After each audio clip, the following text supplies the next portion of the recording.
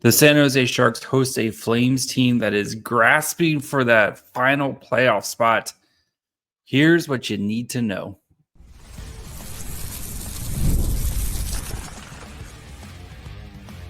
You're Locked On Sharks, your daily podcast on the San Jose Sharks, part of the Locked On Podcast Network, your team every day.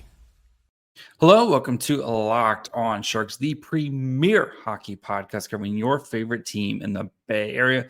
My name is JD Young, caretaker at the Reef, also the co-host of Locked On NHL. I want to thank you for making Locked On Sharks your first listen. Proudly part of the Locked On Network. We cover your team every day, and we continue our game day previews. We're going to look at tonight's matchup between the Sharks and the Flames, see how the Flames are playing lately, see how the two teams match up, and the big storylines to watch for in this game. The Sharks, of course, are in the midst of a 5-game losing streak, having lost on Saturday night 5-1 to the Seattle Kraken. The Flames also lost on Saturday to the Vegas Golden Knights in a overtime loss, 3-2. Flames lately, no, not playing too bad. They're 6-2-2 in their last 10, but it looks like their playoff hopes might be getting extinguished here soon. They have 85 points right now. The Wild have the last playoff spot with 91, but the Flames do have 2 games in hand. So for them, every win, every point is crucial as they try to squeak into the playoffs here. So let's see how these two teams match up. Flames 36, 27, and 13. Sharks 20, 46, and 10. The Flames 2.58 goals for per game, 30th in the NHL, 2.91 goals allowed, 15th in the NHL. Power play operating at 20.6%, which is good for 20th. The PK is 75.6, 26th in the NHL.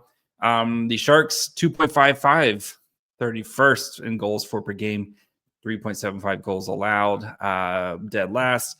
Power play at 18.7%, 24th, and the PK at 74.7%, 27th.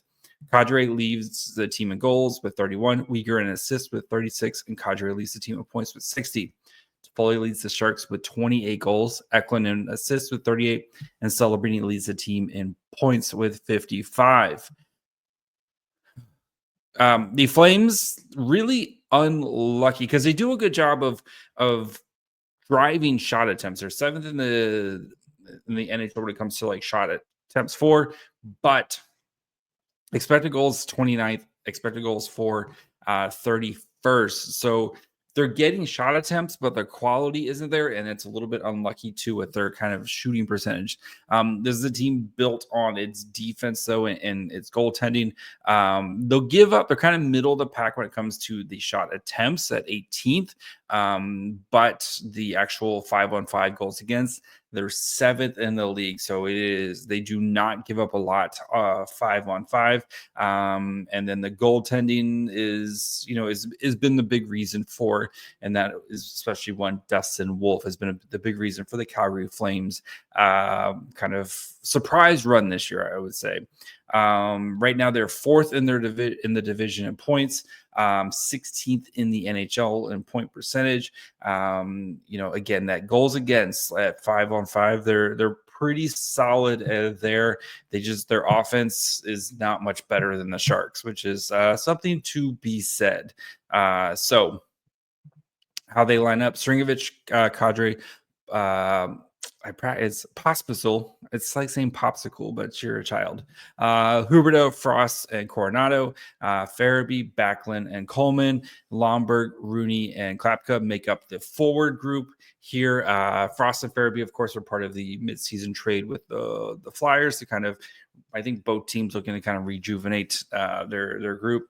Ball, Anderson, Hanley, Uyghur, Bean, and Pachal on the defense, and then Wolf and Vladar in net. So what to watch for in this game? I think the big thing, right, is that both these teams struggle to score, right? And definitely a topic for conversation for a different day, but you can definitely see the Sharks kind of potentially being next year's Flames, where the offense isn't there, but maybe they're better defensively, and then they have a young stud goaltender who breaks through next year, right? Like that formula is very much potentially available there for the Sharks.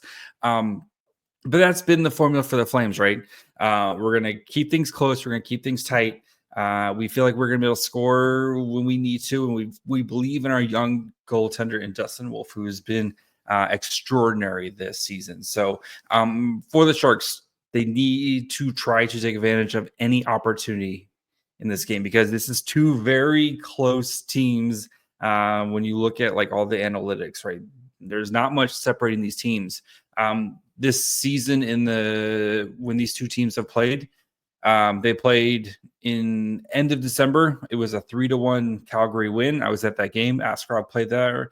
And then they played end of February, and it was 3-2 Calgary win. Like, this is going to be a very close, like one goal is probably going to win this game. I'm definitely would be taking the under on goals. I don't know if the goal is under, but I'm assuming it's probably at like 5.5. I don't think either team. I think this is going to be one of those 3-2, 2-1 type of affairs for this type of game. So for the Sharks, you need to take advantage of any opportunities you get in this game, because Calgary is not going to give you a lot. So need to be much better on the power play, as we've seen the 5 forward unit with Wennberg, Eklund, Smith, Celebrini, and Toffoli. We've seen them have flashes of brilliance, and we've seen them also have moments of just not able to kind of get anything. So any power play opportunities you need to take advantage of in this game if you want to have a chance to win it. And I think, again, it's continue. I would go for the quantity over quality, because, again, Calgary doesn't give you any. So any opportunity you get a puck on net on Dustin Wolf, I would do so. For the Sharks, Romanov is, I think, feels like Romanov's supposed to start this game. You'll know by the time you're actually listening to this on who's going to be starting. But assuming Romanov starts, I think for the Sharks, they need to just kind of limit and make life easy for Romanov. Keep the shot attempts to the point. Try not to let guys like Kadri, who's great in front of the net, Huberto, same thing. Guys like that who can kind of crash the net and cause chaos. You need to try to keep it as outside as possible. So it's going to be a tough night for some of these Sharks defenders as you try to make life easy for Romanov. So I think this is going to be a low event hockey game. I think this is going to be a grinded out type of game. And I do think the Flames, who are desperate for every point right now, I do think they win this one. I'll say it's a 3-1 score, where I think the Flames put it away late, potentially empty netter type of situation. But give me an Alex Wennberg goal. I think Wennberg has been playing really well lately, and I think he's due. I think he's good for a goal tonight. So 3-1 performance. That's my prediction. If the Sharks do lose this game, the tragic number becomes 6. Right now it's at 8. So that tragic number is combination of Sharks points not earned or forfeited, right? And Chicago Blackhawks points earned. Chicago won on Sunday night. So the tragic number is 8. A regulation loss would put that tragic number at 6, which means the Sharks would need to lose 3 games the rest of the way. Basically, if the Sharks lose 4 games the rest of the way in regulation, they're going to clinch the best odds heading into the draft lottery. So I believe in them. I think they can do it. And big game tonight for the Sharks. So we'll break down this game on your next episode of Locked On Sharks, wherever you get podcasts. And, of course, you can watch on YouTube as well.